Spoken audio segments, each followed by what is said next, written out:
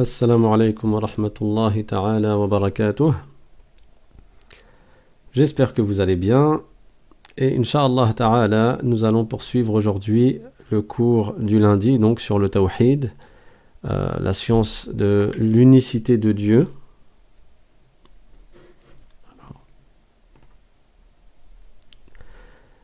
Et avant de commencer Inch'Allah, il y a une question qui m'a été posée dans les commentaires la semaine dernière, c'est est-ce que est-il un devoir d'apprendre les 99 noms de Dieu, comme nous sommes en train de parler des noms de Dieu, subhanahu wa ta'ala. Donc la question était, est-ce qu'il est un devoir de connaître les 99 noms de Dieu? Comme j'ai dit la semaine dernière, le prophète sallallahu alayhi wa sallam a cité dans un même hadith 99 noms de Dieu, et il est important de les connaître. Maintenant, est-ce que c'est un devoir de les apprendre par cœur? Les savants ont dit que c'est un devoir d'ordre communautaire. Et je vais donc faire une petite parenthèse avant de commencer le cours pour bien comprendre ce qu'est un devoir d'ordre communautaire. Allah Ta'ala nous a ordonné de faire certaines choses dans ce bas monde, et ces ordres-là, ces obligations-là, certaines d'entre elles sont d'ordre personnel, c'est-à-dire qu'elles incombent à chaque personne responsable. Toute personne responsable se doit de les appliquer. Et il y a d'autres obligations qui sont d'ordre communautaire, c'est-à-dire qu'il faut qu'il y ait, parmi les musulmans, certaines personnes qui l'accomplissent. À titre d'exemple, la prière funéraire. Quand un croyant décède, quand un musulman décède, c'est un devoir de faire la prière funéraire sur lui. Cette prière-là, c'est un devoir d'ordre communautaire, c'est-à-dire qu'il faut qu'il y ait dans la communauté des personnes qui fassent la prière funéraire pour ce défunt. Si personne ne le fait, alors tous ceux qui étaient concernés par cette obligation tombent dans le péché. Mais il suffit qu'il y ait dans la communauté qui accomplit cette obligation d'ordre communautaire pour que l'obligation soit levée sur les autres. Un autre exemple, l'apprentissage du Coran par cœur, en entier. Ça n'est pas un devoir d'apprendre le Coran par cœur pour tous les musulmans. Tout le Coran, de la Fatiha jusqu'à Surat An-Nas. Non, mais apprendre le Coran par cœur est un devoir d'ordre communautaire. C'est-à-dire qu'il faut qu'il y ait des musulmans qui apprennent le Coran par cœur. Et si personne ne l'apprend par cœur, alors tous ceux qui étaient dans la capacité de le faire, se charge du péché. Et de la même manière, apprendre les 99 noms de Dieu par cœur, c'est un devoir d'ordre communautaire. Maintenant, donc je ferme la parenthèse et on va reprendre le cours à partir de là où on s'était arrêté. Donc je vous mets l'image. Nous avions parlé la semaine dernière des noms de Dieu et nous avons commencé à expliquer un des noms de Dieu qui est le nom Al-Wahid. بسم الله الرحمن الرحيم الحمد لله رب العالمين وصلى الله وسلم على سيدنا محمد وعلى آله وصحبه الطيبين الطاهرين اللهم لا سهل إلا ما جعلته سهلا وأنت يا حي يا قيوم تجعل الحزن إذا شئت سهلا اللهم علمنا ما جهلنا وذكرنا ما نسينا وانفعنا بما علمتنا وزدنا علما. La louange est à Allah, le Seigneur des mondes, et que l'honneur et l'élévation en degrés soient accordés à notre maître Muhammad sallallahu alayhi wa sallam. Nous demandons à Allah qu'il nous fasse apprendre ce que nous ignorons, qu'il nous fasse nous rappeler de ce que nous avons oublié et qu'il nous augmente en connaissance. Et nous lui demandons de nous préserver de l'état des gens de l'enfer. Et nous demandons à Allah qu'il nous accorde une intention sincère dans l'apprentissage de la science de la religion. Donc, parmi les noms de Dieu, nous avions vu qu'il y a Al-Wahid. Nous avions expliqué ce nom de Dieu qui signifie que Allah est unique et qu'il n'a pas d'associé dans la divinité et dans sa souveraineté. Il a créé toutes choses, il n'a pas de partenaire, il n'y a pas plusieurs créateurs, et Dieu n'a pas de père, ni de fils, ni d'enfant, ni de mère, ni de sœur, ni de frère, ni d'épouse. Et nous avions expliqué donc ce nom-là. Maintenant, nous allons passer à un autre nom de Dieu qu'il est important de comprendre, et c'est le nom Al-Ahad. Allah Ta'ala, parmi ces 99 noms qui ont été cités dans le hadith prophétique, le hadith du prophète sallallahu alayhi wa sallam, il y a le nom Al-Ahad. Et Al-Ahad, les savants ont divergé quant à sa signification. Donc, certains savants ont dit que Al-Ahad signifie Al-Wahid, donc ils ont dit que Al-Ahad a le même sens que Al-Wahid, c'est-à-dire que Dieu est unique. Et on entend ce mot-là, Ahad, dans le verset du Coran de Surat Al-Ikhlas, le premier verset de Surat Al-Ikhlas qui est « Qul huwa Allahu ahad » Bismillahirrahmanirrahim. « Qul huwa Allahu ahad » Allahu samad, lam yalid wa lam yulad wa lam yakul lahu kufuwan ahad. Cette sourate, qui est l'avant-dernière sourate du Coran, elle représente, ou le prophète sallallahu alayhi wa sallam l'a assimilée au tiers du Coran. Un jour, il a dit à ses compagnons, alayhi salatu wa sallam, Suratul Ikhlas ta'dilu thuluth al-Qur'an. C'est-à-dire que Suratul Ikhlas, elle ta'dil, je vais expliquer le mot, le tiers du Coran. Alors, que veut dire ta'dil? Ça ne veut pas dire que quand tu récites Suratul Ikhlas, c'est exactement pareil que quand tu récites le tiers du Coran. Parce que si tu traduis littéralement ta'dil, ça veut dire qu'elle équivaut ou elle est comme le tiers du Coran. Mais ça veut dire quoi? Ici, elle est comme le tiers du Coran. Les savants en ont donné différentes explications. Et parmi ces explications, il y a que le Coran comporte des versets de trois sortes différentes, de trois types différents. Parmi les versets du Coran, donc je vous rappelle que le Coran comporte 114 sourates, il y a des grandes sourates qui font des dizaines de pages, il y a des sourates intermédiaires qui font quelques pages, et il y a des petites sourates qui vont faire moins d'une page. Et ces 114 sourates, dedans il y a des versets, et dans ces versets-là, il y en a qui parlent du tawhid. Donc c'est un des trois types de versets, les versets qui parlent du tawhid, c'est-à-dire de la science de l'unicité de Dieu. Il y a des versets du Coran qui donnent des informations, soit sur des choses qui ont eu lieu dans le passé, comme les histoires des prophètes antérieurs qui sont venus avant le prophète Mohammed sallallahu alayhi wa sallam, ou certaines choses qui ont été créées, par exemple, dans le passé. Et il y a des versets également qui vont informer au sujet de certaines choses qui auront lieu dans le futur, comme le jour dernier, ou comme certaines choses qui auront lieu au paradis, ou certaines choses qui auront lieu en enfer. Donc, ce deuxième type de versets, ce sont des informations. Et il y a un troisième type de versets qui sont des ordres et des interdictions. Allah Ta'ala nous ordonne certaines choses dans des versets du Coran et nous interdit certaines choses. Voilà les trois types de versets qu'il y a dans le Coran. Et tous les versets qui concernent le tawhid, donc la croyance musulmane, la science de l'unicité de Dieu, ils sont résumés dans Suratul Ikhlas. Qul huwa Allahu ahad, ça veut dire que, dis-lui, Dieu est unique. Il est unique, comme on a dit précédemment, la semaine dernière, ça veut dire qu'il n'a pas d'associé dans la divinité, il n'a pas de père, il n'a pas d'enfant, il n'a pas de frère, de sœur, d'épouse, etc.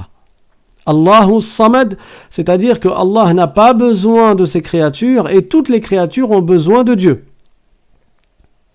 Lam yalid wa lam yulad, c'est-à-dire que Dieu n'a pas été enfanté et il n'enfante pas. Wa lam yakul lahu kufuwan ahad, c'est-à-dire que Dieu n'a absolument aucun équivalent. Allah n'a pas de semblable, Allah n'a pas de similitude avec ses créatures, il n'a pas de ressemblant.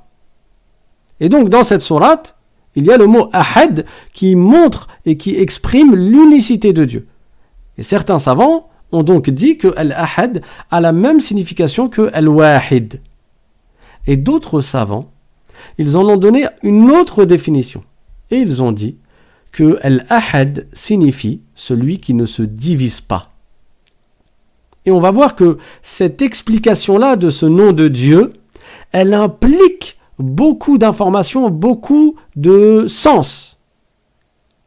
Et c'est ce que nous allons voir aujourd'hui, Inch'Allah Ta'ala. Quand on dit que Allah Ta'ala ne se divise pas, il est Al-Ahad, c'est-à-dire qu'il n'est pas concerné par le fait de se diviser, de se décomposer, d'être partitionné. Cela implique beaucoup de choses que nous allons voir. Parce que celui qui se divise, c'est quoi? Ce qui se divise, c'est un corps. Et quand on dit que Allah ne se divise pas, ça veut donc dire que Allah n'est pas un corps. Un corps se divise. Toi, tu es un corps, tu peux être divisible. Si on te coupe le bras, tu deviens en deux parties. Une partie où il y a la majorité de ton corps et ton bras qui est tout seul. Une bouteille, tu peux la couper avec un couteau en deux. Une baguette, tu peux la couper en deux. Tu peux même la couper en 4. Tu peux la couper en 8, tu peux la couper en 10, etc. Bien sûr, tu ne peux pas diviser comme ça un corps jusqu'à l'infini. À un moment donné, c'est tellement petit que ça n'est plus divisible.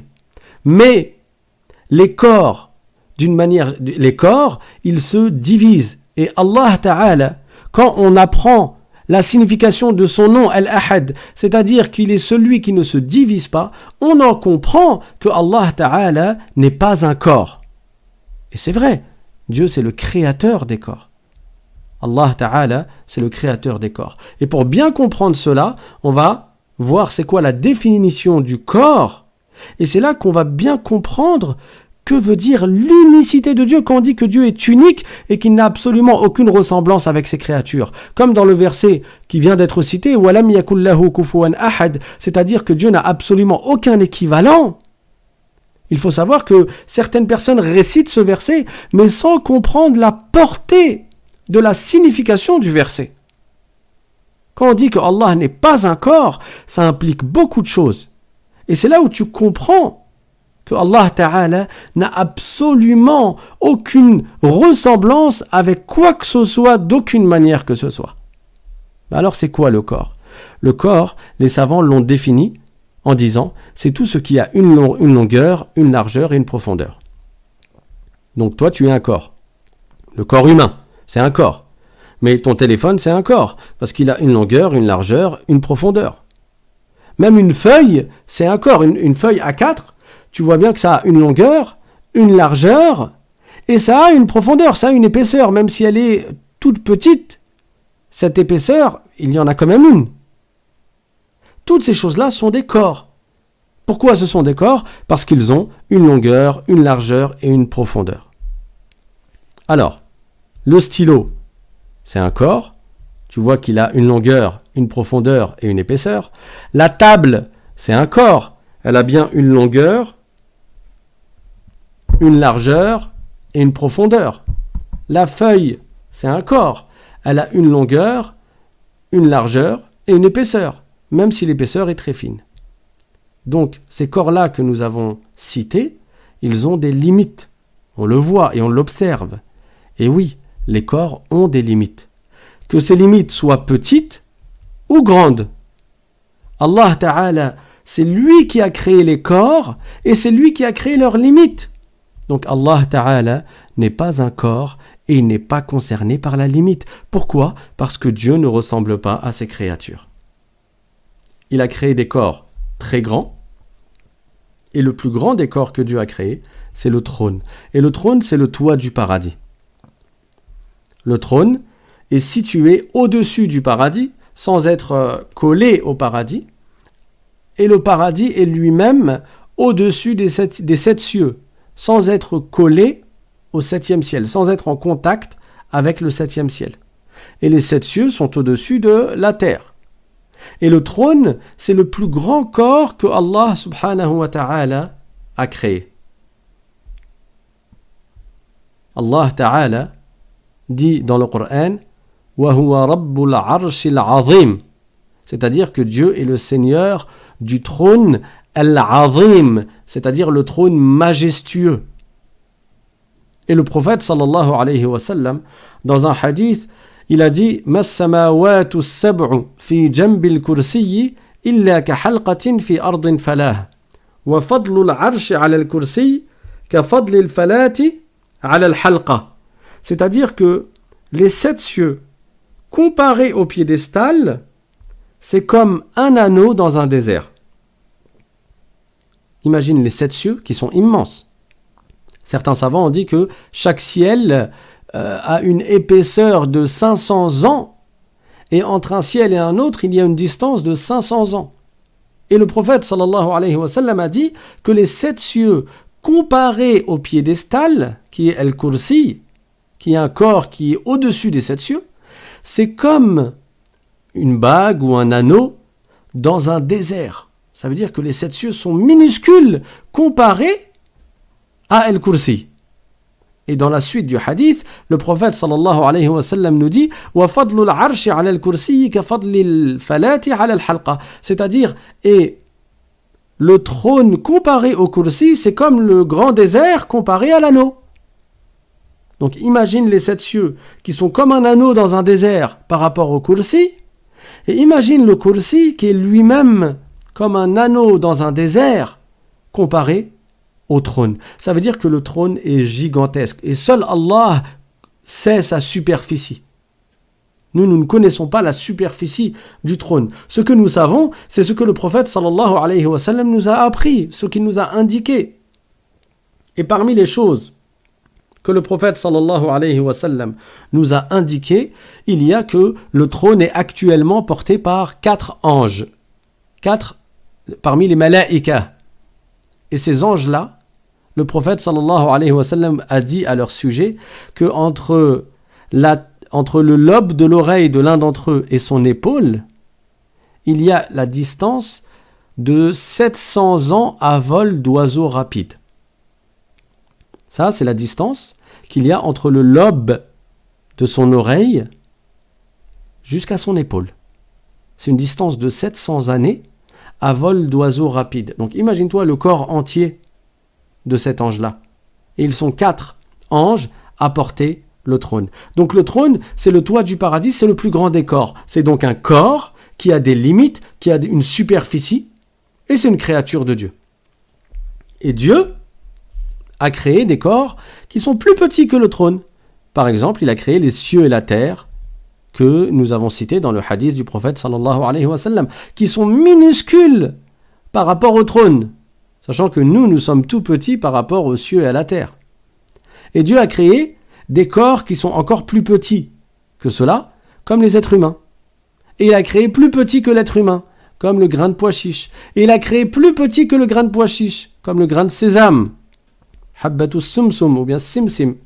Il a créé plus petit que le grain de sésame, comme le grain de moutarde, habbatul khardal.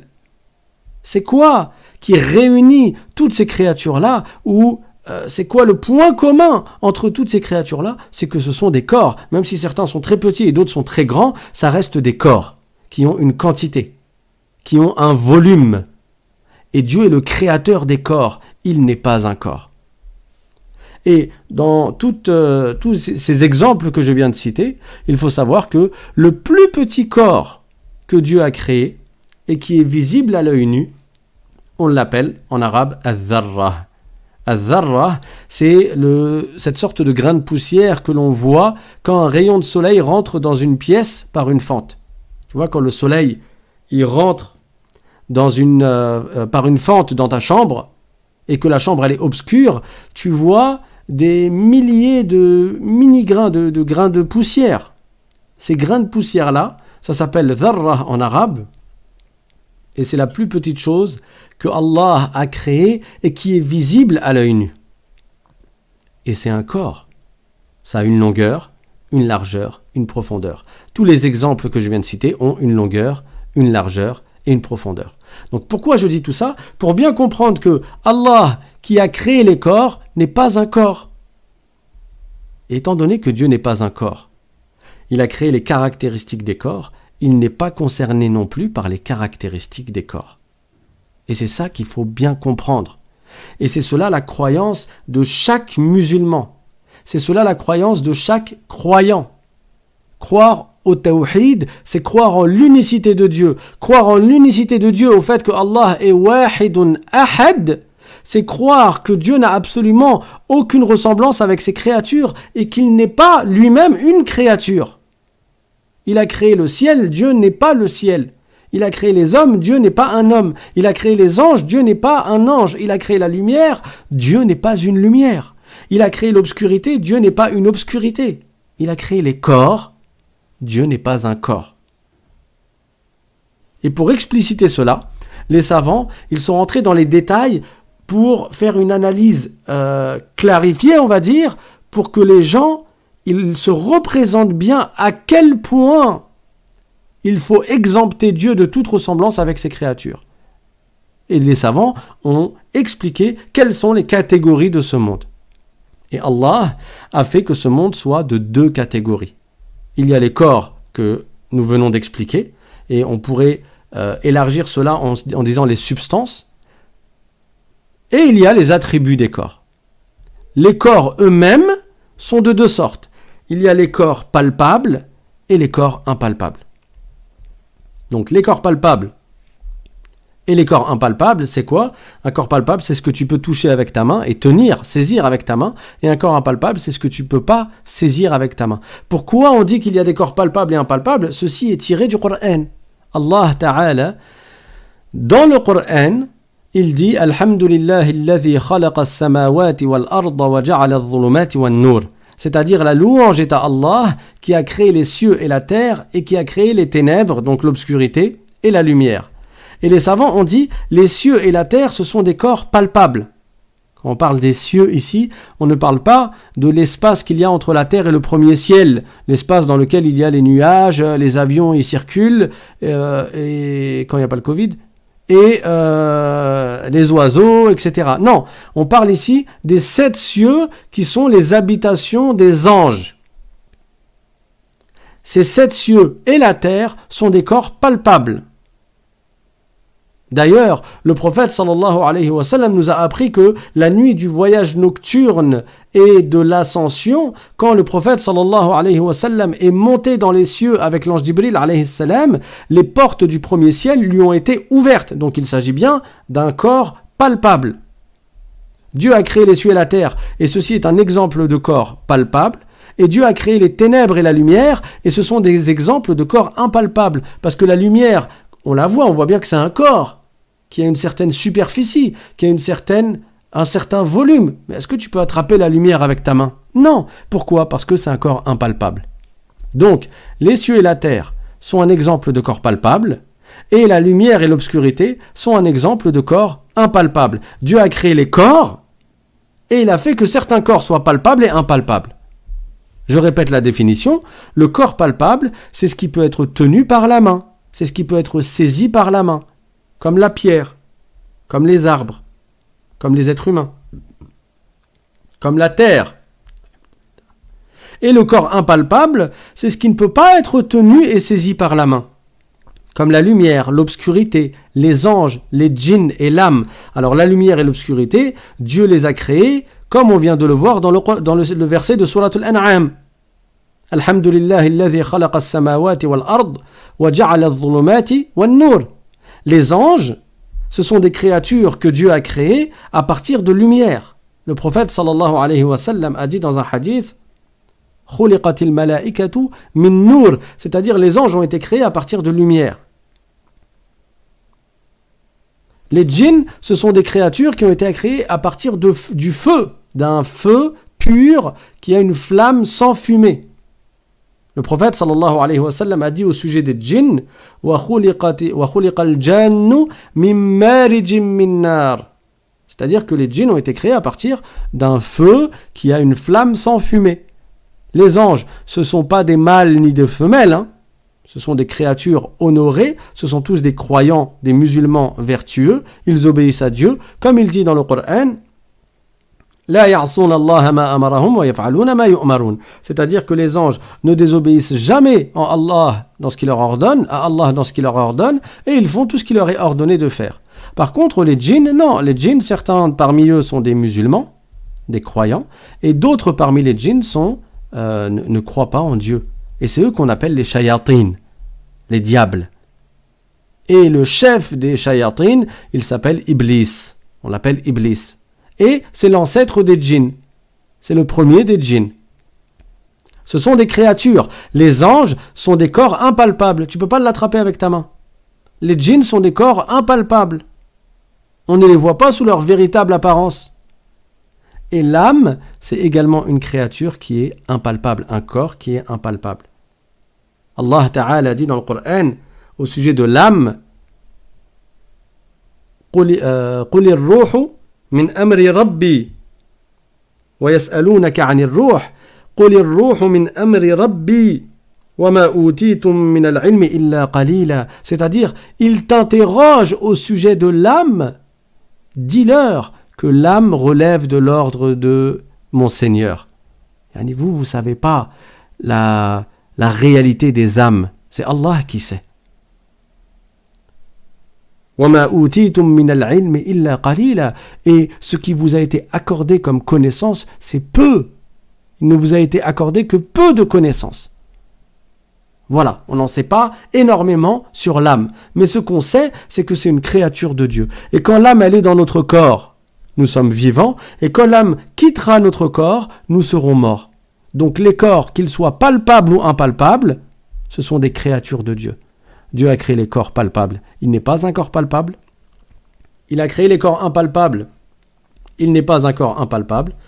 Allah Ta'ala n'est donc pas un corps. La lumière est bien un corps. Donc là, on va citer quelques exemples pour bien comprendre cela. La lumière, c'est un corps. Pourquoi ? Parce qu'on a dit qu'un corps, c'est quoi ? C'est ce qui a une longueur, une largeur, une profondeur. Donc la lumière a bien une longueur, une largeur et une profondeur. Elle a des dimensions. Elle a des limites qui s'arrêtent là où l'obscurité commence. La lumière, elle n'est pas infinie. Il y a bien des endroits où il fait noir. Ça veut dire qu'il n'y a pas de lumière. Donc la lumière, elle a bien des limites. Donc c'est un corps. Sauf que c'est un corps qui n'est pas palpable. Tu ne peux pas attraper la lumière avec ta main. Et si la lumière est un corps, est-ce qu'on peut dire que Dieu c'est une lumière ? Non. Dieu n'est pas une lumière qui scintille ou qui brille dans les cieux. Non. Quant au verset du Coran dans lequel Allah Ta'ala dit Allahu nuru samawati wal ard, les savants ont expliqué ce verset. Ils ne lui ont pas donné le sens qui est apparent, qui vient communément à l'esprit. Allahu nuru samawati wal ard. Abdullah ibn Abbas, qui est le cousin du prophète sallallahu alayhi wa sallam, il a expliqué ce que veut dire ce verset. Il n'a pas dit, ça veut dire que Dieu c'est une lumière qui scintille et qui brille dans les cieux et sur la terre.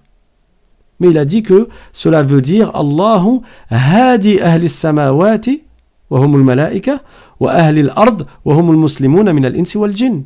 C'est-à-dire que Allah est celui qui accorde la guidée. La lumière ici c'est qui accorde la guidée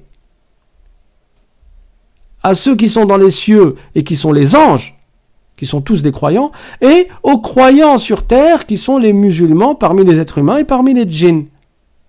Donc le verset Allahu nuru samawati wal ard ne veut pas dire que Dieu est la lumière des cieux et de la terre ou que Dieu est une lumière qui scintille dans les cieux et dans la terre. Et ce verset a été expliqué tel quel par Abdullah ibn Abbas que le prophète sallallahu alayhi wa sallam pour qui le prophète sallallahu alayhi wa sallam a fait une invocation. Il a dit Allahumma allimhu al-hikmata wa ta'wil al-kitab, c'est-à-dire oh Allah, accorde-lui al-hikmah et l'interprétation du livre, c'est-à-dire que Abdullah ibn Abbas était parmi les compagnons celui qui maîtrisait le plus la compréhension et l'explication des versets du Coran, l'interprétation du Coran, et c'est lui qui a expliqué ce verset ainsi. Donc le croyant n'a pas pour croyance que Dieu est une lumière. Vous voyez pourquoi les savants se sont mis à détailler dans ce sujet-là en disant Dieu est unique, Dieu est indivisible, donc Dieu n'est pas un corps, Dieu a créé les corps sont soit palpables, soit impalpables, Dieu est le créateur des corps palpables, il n'est donc pas un corps palpable, il est le créateur des corps impalpables, il n'est donc pas un corps impalpable, donc Dieu n'est pas une lumière. Et à partir de là, on comprend que certaines personnes, ils vont trop vite sans avoir appris la science de la religion, et même s'ils entendent le verset du Coran وَلَمْ يَكُنْ لَهُ كُفُوًا أَحَدٍ, c'est-à-dire que Dieu n'a pas d'équivalent, quand ils vont voir l'autre verset Allahu nuru samawati wal ard, et ils n'ont pas étudié, ils n'ont pas appris quelle est la véritable signification de ce verset, il est possible qu'ils croient que ce verset signifierait que Dieu soit une lumière. Et après, pour essayer de réunir entre les deux versets, il va dire non mais Dieu c'est une lumière, mais elle n'est pas comme la lumière de la lune ou la lumière du soleil, c'est une autre lumière. Non, Dieu n'est pas une lumière. Et on ne peut pas attribuer à Dieu les attributs des créatures. Et la lumière c'est un corps. Donc voilà pour cet exemple. On va passer à l'exemple suivant. De même, l'obscurité, c'est un corps qui est impalpable. Le vent, c'est un corps qui est impalpable. Tu ne peux pas le saisir avec ta main. Les anges, comme nous avons vu, ce sont des corps qui sont impalpables. Les djinns également sont des corps qui sont impalpables. Et l'âme est un corps impalpable. Et ainsi de suite.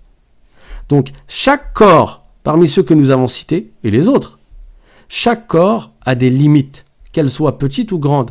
Même le ciel, il a des limites. C'est pas... L'univers on ne dit pas que l'univers est infini, il n'a pas de fin du point de vue de la distance et de la limite spatiale. Ça, c'est quelque chose qui n'est pas possible. L'univers, Allah Ta'ala l'a créé et il a fait que toutes ces créatures soient limitées. Dieu dit dans le Coran wa kullu shay'in 'indahu bimiqdar, c'est-à-dire toute chose, Dieu l'a créée avec une certaine quantité et donc une quantité finie.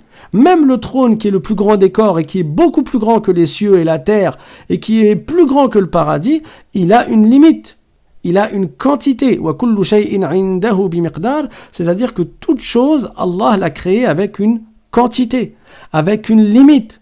Les corps ont des limites, que ces limites soient petites ou grandes. Les corps ont des dimensions, que ces dimensions soient petites ou grandes.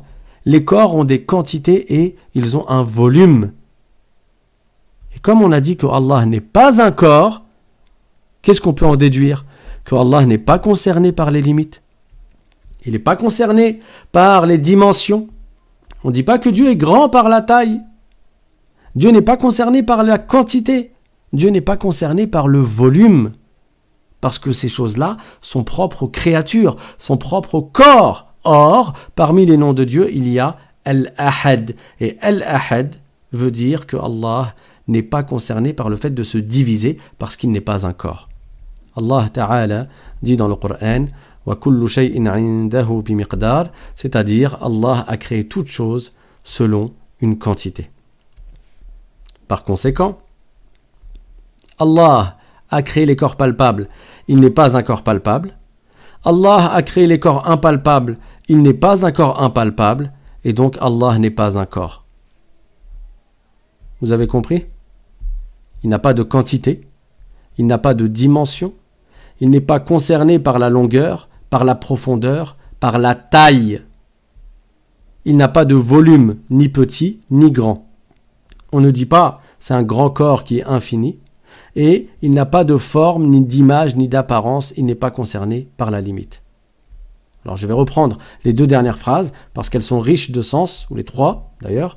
Donc on a dit que Dieu n'a pas de quantité comme nous venons de l'expliquer, il n'est pas concerné par les dimensions, donc longueur, profondeur et taille. Alors ça veut dire quoi? Allahu Akbar. Parce que souvent on entend les gens le traduire par Dieu est grand. Oui, mais des fois, quand on utilise le terme grand, c'est pas dans le sens de la taille. N'est-ce pas que certains disent que Napoléon était un grand homme et pourtant il était petit de taille. Donc la grandeur, parfois elle est utilisée dans le sens de la taille et parfois elle est utilisée dans le sens de l'éminence.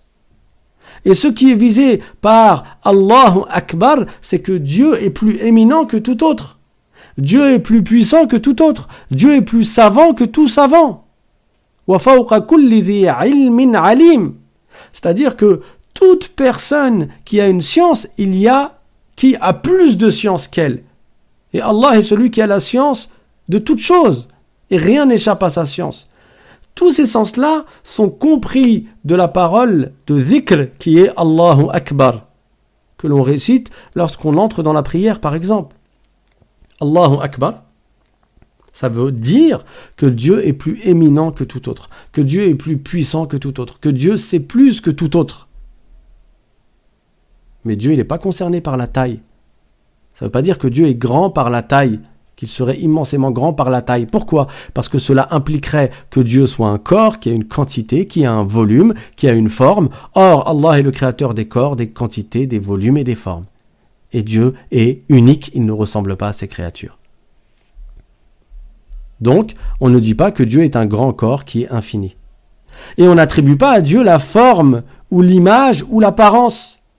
Parce que celui qui a une forme, forcément il a une quantité, il a un volume. Celui qui a une image, forcément il a une quantité, il a un volume, il a une superficie. Celui qui a une apparence, c'est un corps qui est divisible. Et on a vu que Dieu n'est pas un corps. Il n'est pas concerné par la limite. Mais alors, si Dieu n'est pas un corps et qu'il n'est pas concerné par la forme, ni par l'image, ni par l'apparence, parce qu'il ne ressemble pas à ses créatures, que veut dire le hadith du prophète sallallahu alayhi wa sallam dans lequel il a dit Inna Allah khalaqa Adama ala suratih. Là encore, bismillah. Alhamdulillah. Donc là encore, les savants, ils ont expliqué le sens de ce hadith. Et ils ne l'ont pas pris selon ce qui peut venir communément à l'esprit. Pourquoi ?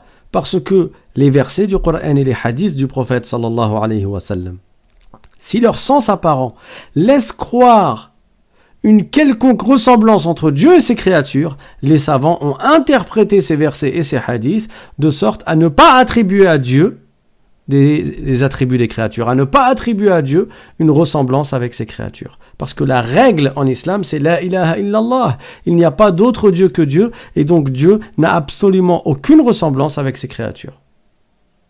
Sinon, ça voudrait dire, si Dieu avait des ressemblances avec ses créatures, ça voudrait dire qu'il serait possible pour ces créatures d'être des divinités, tout comme Dieu est une divinité, tout comme Dieu a la divinité. Parce que deux choses qui se ressemblent, il est possible pour l'un ce qui est possible pour l'autre. Mais Dieu est unique. Il a la divinité et nul autre que lui n'a la divinité. Et c'est cela le sens de la parole La ilaha illallah. Donc, que veut dire le hadith du prophète sallallahu alayhi wa sallam Inna Allah khalaqa Adama ala suratih. Ça ne veut pas dire, donc, comme cela pourrait être traduit littéralement, Dieu a créé Adam, donc le premier des hommes, à son image, c'est-à-dire soi-disant à l'image de Dieu. Non. Les savants, ils ont contextualisé ce hadith. Il faut savoir qu'un jour, un homme a frappé un autre homme et il l'a frappé sur le visage. Quand le prophète sallallahu alayhi wa sallam a su cela, il l'a défendu de le frapper sur le visage. Il lui a dit, ne le frappe pas sur le visage. Inna Allah khalaqa Adama ala suratih. C'est formellement interdit de frapper au visage. Ça veut dire quoi? Inna Allah khalaqa Adama ala suratih. Ça veut dire Dieu a créé Adam à son image, à l'image de celui que tu as frappé. C'est-à-dire que celui que tu as frappé, il a un visage au même titre que Adam alayhi salam a un visage, puisque c'est un descendant d'Adam alayhi salam. C'est ça le sens du hadith. Certains autres savants ont donné d'autres interprétations et explications du hadith, mais dans tous les cas, aucun savant de l'islam n'a prétendu que Adam ressemblerait à Dieu, ou que Dieu aurait une image qui serait semblable à celle de Adam alayhi salam. Parce que Dieu est unique et ne ressemble pas à ses créatures. Et il n'est pas concerné par les limites, car il n'est pas un corps. L'imam Ali ibn Abi Talib, qui était le cousin du prophète sallallahu alayhi wa sallam, a dit « Man za'ama anna ilahana mahdoud, faqad jahila al-khaliq al-ma'boud » C'est-à-dire, celui qui prétend que notre Seigneur est limité, il n'a pas connu le Créateur, celui qui mérite d'être adoré. Celui qui attribue à Dieu des limites, celui-là ne connaît pas Dieu. Or, nous avions vu dans les cours précédents que la condition pour adorer Dieu, c'est déjà de connaître Dieu. Et qu'on ne connaît pas Dieu en atteignant sa réalité, mais on connaît Dieu en connaissant les attributs de Dieu, en connaissant ce qui est obligatoire à son sujet, ce qui est impossible à son sujet. Comme nous sommes en train de voir actuellement et nous sommes en train d'apprendre. Donc, l'imam Ali, radiyallahu anhu, il nous explique que Allah Ta'ala, on ne lui attribue pas des limites. Et qu'est-ce qu'il y a des limites? Les corps. Donc on ne dit pas que Dieu est un corps. Et il dit فَقَدْ جَهِلَ الْخَالِقَ الْمَعْبُودِ يعني من زعم أن إلهنا محدود فقد جهل الخالق المعبود. Celui qui prétend que Dieu est limité, celui-là ne connaît pas son créateur. Or, Al-Ghazali a dit لا تصح العبادة إلا بعد معرفة المعبود. C'est-à-dire, adorer Dieu n'est valable qu'après avoir connu Dieu. Vous comprenez? Donc celui qui attribue à Dieu des limites, il ne connaît pas Dieu. Et comme l'a dit Al-Ghazali, l'adoration n'est pas valable de la part de celui qui ne connaît pas Dieu. Parce qu'il est indispensable d'être croyant et donc de connaître Dieu pour que notre adoration soit valable et agréée par Dieu. Et le fait de citer l'imam Ali ibn Abi Talib radiyallahu anhu, c'est un savant de Ahl Sunnah wal Jama'a, je tiens à le préciser. C'est le 4e calife bien guidé, c'est un savant sunnite de Ahl Sunnah wal Jama'a, et c'était le cousin du prophète sallallahu alayhi wa sallam. Et c'est pas parce que certaines personnes se réclament de lui ou prétendent l'aimer et le suivre, et que ces gens-là ont dévié, qu'on ne pourrait plus utiliser l'imam Ali comme référence et on ne pourrait plus aimer l'imam Ali radiyallahu anhu. Les sunnites aiment l'imam Ali. Même si certains se réclament de lui et ont dévié, ça ne change rien au fait que l'imam Ali ibn Abi Talib, le cousin du prophète sallallahu alayhi wa sallam, était un savant de Ahl Sunnati wal Jama'a, min al-Khulafa'i ar-Rashidin, parmi les 4 califes bien guidés. Donc si quelqu'un se pose la question, je suis sunnite, je ne suis pas chiite. C'est pas parce qu'on va citer l'imam Ali qu'alors on est chiite. Tout comme lorsque nous faisons l'éloge du prophète Jésus, le prophète Isa alayhi salam, car les musulmans ont pour croyance que tous les prophètes sont musulmans, c'est pas parce que quelqu'un fait l'éloge du prophète Jésus que ça y est, cette personne-là est devenue chrétienne. Parce que les chrétiens se réclament ou prétendent suivre le prophète Jésus, Isa alayhi salam. Donc je reviens au sujet, et je ferme la parenthèse. Le sens de cette parole, c'est-à-dire de la parole de l'imam Ali, n'est pas qu'Allah serait un grand corps, de sorte que l'on ne voit pas l'extrémité, comme l'océan ou le ciel. Tu vois, quand tu regardes l'océan, tu vois pas le bout. Quand tu regardes le ciel, tu vois pas le bout. Ça ne veut pas dire que le ciel est infini, ou que l'océan est infini. Ils ont des limites. Mais quand l'imam Ali a dit que Dieu n'a pas de limite, il ne visait pas par là que Dieu c'est un grand corps et que tu ne vois pas la limite. Non! Il voulait dire que Dieu n'est pas concerné par la limite. Allah Ta'ala n'est pas concerné par la limite. Le sens de cette parole, c'est qu'Allah n'est pas du tout concerné par la limite, ni petite, ni grande, car il n'a pas de volume. Et tout comme le croyant, le musulman, est celui qui a pour croyance que Dieu a créé les corps et donc il n'est pas un corps, la conclusion, ou ce qui va de soi avec ce qui vient d'être dit, c'est que Allah a créé les caractéristiques des corps, les attributs des corps, et Allah n'est pas concerné par les attributs et les caractéristiques des corps, et c'est ce que nous verrons la semaine prochaine, Inch'Allah Ta'ala. Donc le résumé du cours d'aujourd'hui, c'est quoi? C'est que parmi les noms de Dieu, il y a Al-Ahad. Al-Ahad, certains savants ont dit que ça a la même signification que Al-Wahid, c'est-à-dire que Dieu est unique, et d'autres savants ont dit que ça veut dire que Dieu n'est pas divisible.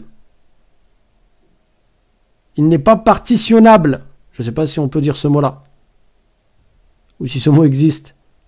Allah n'est pas concerné par le fait de se diviser. Et donc Dieu n'est pas un corps. Et si Dieu n'est pas un corps, alors Dieu n'est pas concerné par les caractéristiques et les attributs des corps.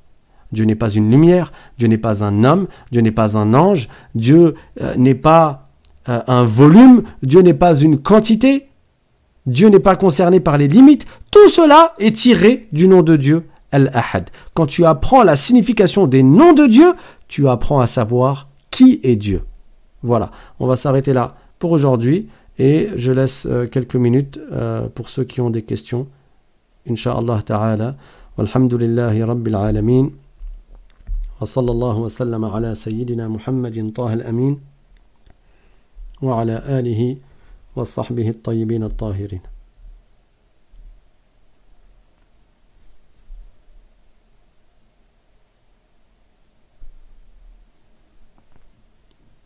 Donc si vous avez des questions, vous pouvez les poser sur le chat, le forum de discussion.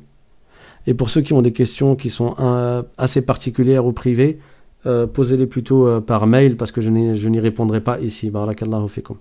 Donc le mail c'est l'islam.simplement@gmail.com. Comme on a vu dans le cours précédent, jusqu'à maintenant on donne 2 cours par semaine, le lundi et le jeudi.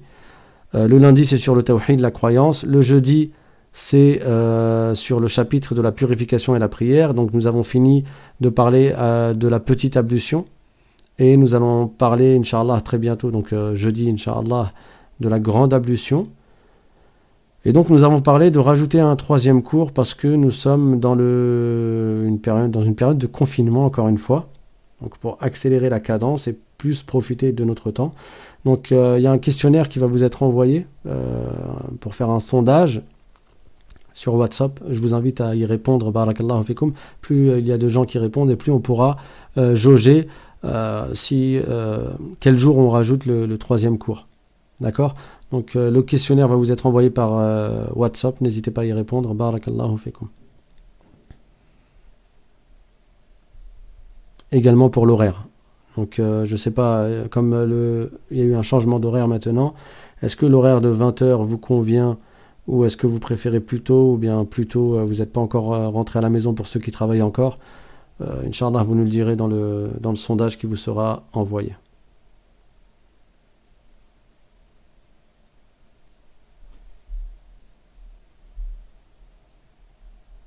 Alors il y a une question, est-ce que c'est haram de frapper au visage ? Oui, c'est haram de frapper au visage.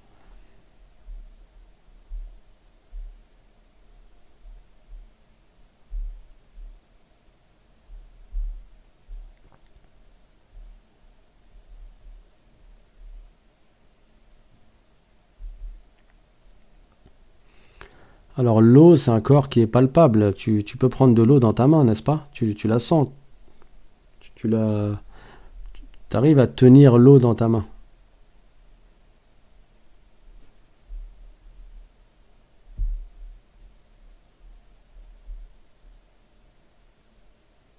Donc on me demande de répéter le sens du hadith concernant le prophète Adam alayhi salam. Le prophète sallallahu alayhi wa sallam a dit Inna Allah khalaqa Adam ala suratih, c'est-à-dire que Dieu a créé Adam à l'image de celui qui avait été frappé. Quand le prophète sallallahu alayhi wa sallam a su qu'un homme a frappé un autre sur le visage, il lui a expliqué de ne pas frapper au visage. Ça ne veut pas dire qu'il peut le frapper injustement ailleurs, mais il a précisé la gravité du fait de frapper au visage, et il lui a dit que Allah a créé Adam à l'image de celui qui est frappé. À son image ici, le son, donc le possessif là, il ne revient pas à Dieu. Ça ne veut pas dire à l'image de Dieu, mais ça veut dire à l'image de l'homme qui a été frappé.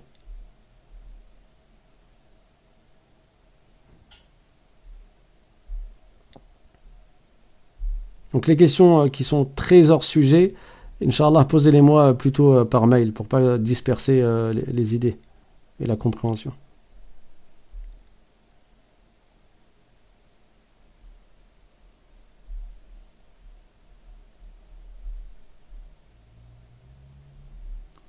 Alors il y a une question, il y a 7 cieux, sont-ils au-dessus de l'espace ? Qu'est-ce que tu appelles l'espace ? Si tu vises par l'espace qu'il y a entre la terre et les cieux, le premier ciel est au-dessus le premier ciel parmi les 7 cieux que les savants, que le prophète sallallahu alayhi wa sallam, dont le prophète nous a parlé, ils sont au-dessus du soleil, des étoiles, de la lune, et ainsi de suite.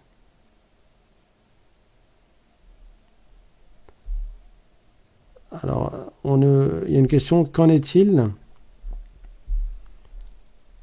de ceux qui traduisent une phrase du Coran par la face de Dieu ? Inch'Allah, on va parler de cela plus en détail dans les prochains cours, mais Allah Ta'ala n'est pas un corps, et donc on ne lui attribue pas les attributs des corps. On n'attribue pas à Dieu des organes, par exemple. Les organes, c'est des parties du corps, c'est des choses, des créatures qui ont un volume, une quantité, une forme, une apparence, et donc c'est des corps.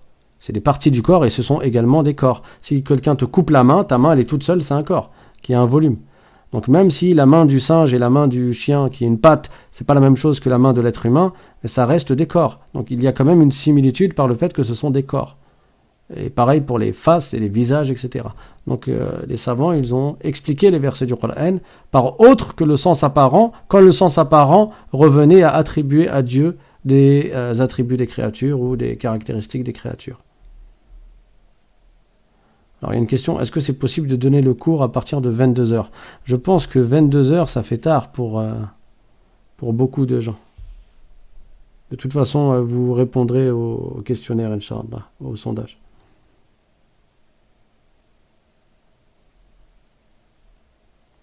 Alors, le cours sur le Tawhid aura lieu tous les lundis.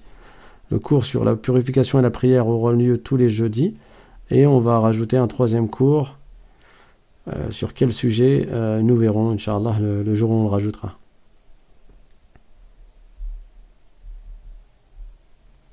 Donc je vois qu'il n'y a pas de questions sur le sujet du cours d'aujourd'hui.